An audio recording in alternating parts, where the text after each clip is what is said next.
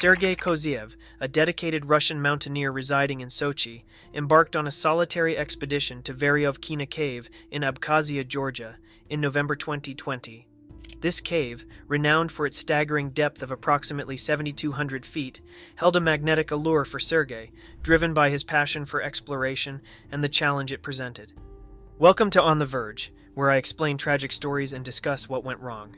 Despite limited experience in cave diving, Sergei's athletic prowess and love for outdoor adventures compelled him to tackle Verykibyona Cave, known for its daunting labyrinthine passages, bone-chilling temperatures averaging 39 to 44 degrees Fahrenheit, and relentless humidity levels. Verykibyona Cave's history dates back to its discovery in 1968, when daring explorers first ventured into its mysterious depths. Over the decades, successive expeditions pushed further into the cave's dark recesses, navigating narrow tunnels, steep descents, and unpredictable obstacles. Yet, despite the triumphs of exploration, the cave's remote location and extreme conditions have also claimed lives. Departing quietly from his family on a crisp November morning, Sergei journeyed to Abkhazia, parking near Verykibyona Cave's entrance. Equipped with essential gear and a determined spirit, he began his descent into the abyss, negotiating steep vertical shafts and submerged passages with caution and anticipation. Each step deeper into the cave presented new challenges: icy pools, tight squeezes, and slick rocks that tested Sergei's physical endurance and mental fortitude.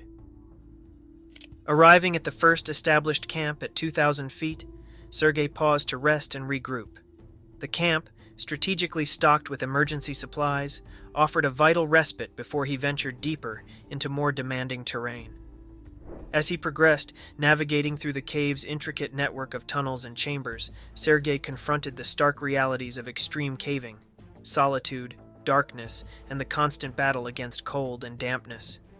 However, as Sergei descended deeper into Verykibyona Cave, unforeseen challenges emerged. The water level began to rise rapidly, overwhelming his inadequate equipment ill-suited for such harsh conditions. To make matters worse, Sergei had not anticipated a severe storm on the surface, which triggered a torrential rainstorm. The deluge swiftly flooded the cave, surging through its passages with alarming speed. Upon noticing the water flooding the cave floor beneath him, Sergei realized the urgency of the situation. Instinctively, he knew he had to ascend quickly. Yet, crucial climbing gear, such as stirrups essential for support and mounting, was missing. Forced to rely solely on his own strength, Sergei struggled against the elements. His worn harness dug painfully into his skin, and the frayed rope he clung to was dangerously thin, offering little security on the slick, moss-covered rock. Exhaustion soon overtook him. Every muscle screamed in protest with each futile attempt to climb upward. Sergei's numb, raw hands struggled to maintain a grip on the slippery surface. Hypothermia clouded his mind, blurring his thoughts and vision. He slipped repeatedly, his determination to turn back thwarted by sheer physical and mental fatigue. Eventually, Sergei conceded defeat. Collapsing at the base of the rope, he curled into a fetal position, seeking warmth that eluded him. Above, the rope dangled uselessly, a grim reminder of his desperate struggle. Lost in the darkness, time seemed to blur as Sergei drifted in and out of consciousness. Each awakening brought sharper pain, exacerbated by hunger, thirst, and the relentless cold that gripped his body. Unable to muster the strength to shiver, Sergei succumbed to the advanced stages of hypothermia. Months passed without any word from Sergei, prompting deep concern from his family and the mountaineering community. In August 2021, during a routine expedition, seasoned spelunkers stumbled upon a crucial clue: a rope left near the cave's entrance. With renewed determination, they embarked on a painstaking search through the labyrinthine passages, leading to a grim discovery: Sergei's remains, clad in rugged outdoor gear, deep within the heart of Verykibyona Cave. The recovery operation posed an immense challenge due to the cave's narrow and intricate pathways. A team of skilled climbers and rescue specialists meticulously navigated the treacherous terrain, carefully extracting Sergei's remains over several days. Their efforts, fraught with logistical and physical challenges, underscored the complexities and risks associated with extreme cave rescues. When Sergei didn't return from his solo mission, his wife reported him missing. For 9 harrowing months, there was no trace of him. Then, on August 4, 2021, seasoned explorers came across a troubling sight: a rope left at the cave entrance after descending over 3,000 feet into Verykibyona Cave. As they navigated through its depths, stopping at various camps to rest and recharge, they made a chilling discovery: a body curled unnaturally in the darkness. Despite the advanced decomposition, the explorer was outfitted in rugged outdoor gear, trekking boots, and a helmet. Authorities later confirmed the body as Sergei Kozev, a 37-year-old man from Sochi, Russia. Among Sergei's belongings, spelunkers found 2 mobile phones and a multi-tool, alongside detailed notes and photos outlining his bold plan to conquer the cave's depths alone. This ambitious yet ill-fated endeavor ultimately led to his identification through a missing person search engine. Despite the challenges posed by the cave's unforgiving environment, Sergei's wife insisted on retrieving his body to prevent any potential contamination of the cave. However, the retrieval presented a daunting challenge. The cave's narrow passages made extracting Sergei's body in one piece impossible. The only viable option was a grim one: to divide Sergei's remains into 10 parts for transport.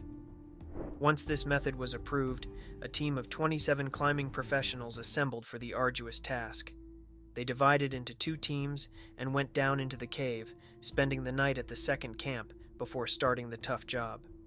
On August 14th, they put on wetsuits for the wet and difficult descent, soon finding Sergei's body. They cut him into 10 pieces and packed them in special heavy-duty bags, spending the next few days hauling these bags through tight squeezes. Finally, on August 16th, the groups emerged with Sergei's remains. The entire operation took 4 days. It was later found that Sergei had entered the cave illegally without the proper registration. His poor equipment was the main cause of his death. His family later laid Sergei's body to rest, expressing deep gratitude to everyone involved in the recovery. Deep within the Canadian wilderness lies Arctomys Cave, the second deepest cave in the country, plunging an astonishing 1,160 feet, 536 meters, into the earth. But depth is just one of Arctomys' many challenges. The descent is divided into sections, with the initial stretch known ominously as the Endless Climb. Here, explorers face steep and vertical shafts that make rappelling down sheer rock faces feel like navigating a labyrinth of cliffs. To add to the challenge, many of these passages are flooded with icy runoff from nearby glaciers. On October 17, 1991, Rick Black, Chris Zimmerman, Hugo Mulick, and Ron Lassell prepared for an airlift to the cave's entrance. Rick, Chris, and Hugo were rangers at Mount Robson Provincial Park, and together with Ron, they formed a team of highly experienced cavers. After being dropped off, they quickly set up base camp and split into 2 groups. Rick and Chris ventured into the cave first, with Ron and Hugo following 3 hours later. Their mission took them deeper into the earth, 400 meters, by 11:30 p.m. Here, they encountered a vertical drop known as the Refresher, a 29-foot, 9-meter descent through a freezing waterfall that drenches anyone who dares to rappel down. One by one, they made their way down. But when it was Rick's turn, disaster struck. What they never realized was that the rope was secured to a 400-kilogram boulder instead of solid bedrock. As he moved, the boulder dislodged and crashed down, crushing Rick's pelvis and rendering him unconscious. The others rushed to Rick's side, relieved to find him alive but in excruciating pain. With his pelvis likely broken and other injuries uncertain, Rick was in no condition to move. The team, well versed in first aid, knew that Rick needed professional medical help. They faced a tough decision: attempt to carry him out or leave to find help. A failed attempt to move Rick convinced them that they had no choice but to split up. Chris stayed with Rick while Hugo and Ron embarked on the grueling journey to get help. The mission ahead was daunting. With no way to contact their helicopter pilot and a failed emergency radio, Hugo and Ron had to climb out of the cave and hike 20 kilometers to the highway to summon help. It took nearly 5 hours to reach the cave entrance and another 14 hours to walk through the forest to the road. Meanwhile, Chris stayed close to Rick, trying to keep him warm in the freezing, pitch-black cave. The 2 men turned off their headlamps to save battery power and huddled together, shivering as they waited for rescue. On October 18th, the RCMP launched a massive rescue operation. 3 planes were dispatched to gather cavers with rescue training from Vancouver Island. By the morning of October 19th, nearly 36 hours after the incident, the first rescuers were dropped off near the cave. Others set up a command center in the valley below. Inside the cave, Rick and Chris were unaware of the flurry of activity above ground. As time passed, their condition worsened. Rick urged Chris to leave and save himself, knowing that both of them staying would likely result in their deaths. Chris reluctantly agreed, promising to return with help. As he made his way out, he encountered the first rescuers, providing them with crucial information about Rick's condition before finally reaching the surface. Chris was immediately treated for hypothermia and airlifted to a hospital. Tragically, when rescuers reached Rick with medical supplies, it was too late. He had passed away shortly before their arrival. The news devastated the rescue team, many of whom knew Rick personally. The operation then shifted from a rescue to a recovery mission, and it took 2 more days to carry Rick's body out of the cave. An autopsy later revealed that Rick's injuries were fatal from the moment the boulder fell. The catastrophic damage to his body, including multiple major organs, meant that not even immediate hospital care could have saved him. Contrary to what many rescuers believed, Rick's cause of death was his injuries, not hypothermia. To this day, the mission to save Rick Black remains the most extensive cave rescue operation in Canadian history.